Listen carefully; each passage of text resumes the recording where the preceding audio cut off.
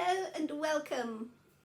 As you can see, we're in the kitchen this morning, but I would like to talk about plant propagators.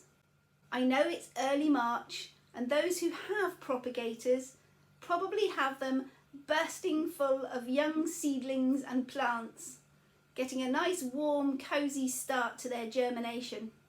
I am desperately trying not to start my seeds off too early. I think next week is when I'm going to start planting my seeds into the propagator. So just before I do, I wanted to give you a few suggestions of other uses for your plant propagators when they're not bursting full of young seedlings. So hiding behind me, I have my propagators being used this morning to prove my donuts. I have been making donut dough and now I'm waiting for the final donuts to rise ready for frying.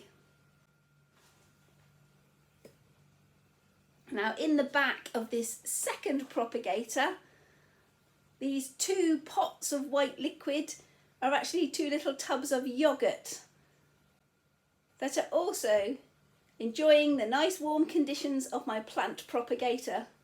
So throughout the year, when it's not full of young seedlings, I've usually got my propagators in use, making bread dough, yogurt, bringing my yeast back to life after it's been sitting in the fridge. Now obviously, before you start putting foodstuffs into your plant propagators, you'll need to give them a good wash out and a wipe down. Another tip is to use a standard baking cooling rack. Place that in the bottom of your propagator, then whatever you're putting in the warm space isn't making direct contact with a hot mat at the bottom of your propagator, which may create slightly hotter points than you actually want it to. There might be the odd hot spot. I'm not sure. I've never tried it directly into the bottom of the propagator, so we don't know. I've always put a wire rack in the base. So that's my tip. Don't just use your propagator for growing your seedlings. This nice, warm, contained space can have many more uses. Makes good use of the money you spent on purchasing it in the first place, and also use of the excess space they can take up. As you see, I'm using mine for raising a bread dough, donut dough. I'm also using it for yogurt. I use it to revive my starter bread culture yeasty mix that's kept in the fridge. But just before I want some to mix into bread and dough, I'll put it in the propagator to warm up for an hour, just to bring it back to life and revive it. I have used my propagators in the past for that first week of raising newly hatched chicks.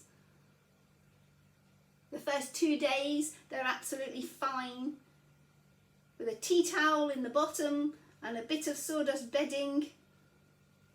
So just a couple of ideas to extend the use of your propagators. Now to cook those risen donuts.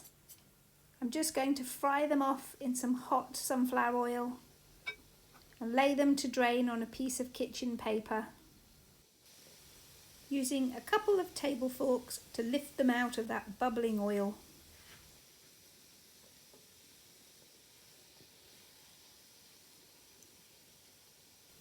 Once they've drained for a moment or two, I dust them off with some caster sugar. The dark brown sugar in the other bowl is a cinnamon sugar. I've just taken a standard caster sugar and added some cinnamon powder and mixed it all up. I really like the cinnamon donuts. I think they're my favourite. There we have it, delicious plate of lovely homemade donuts. Well, that's my suggestion to make good use of your plant propagators for the 9 months of the year when they're not full of plants. Delicious.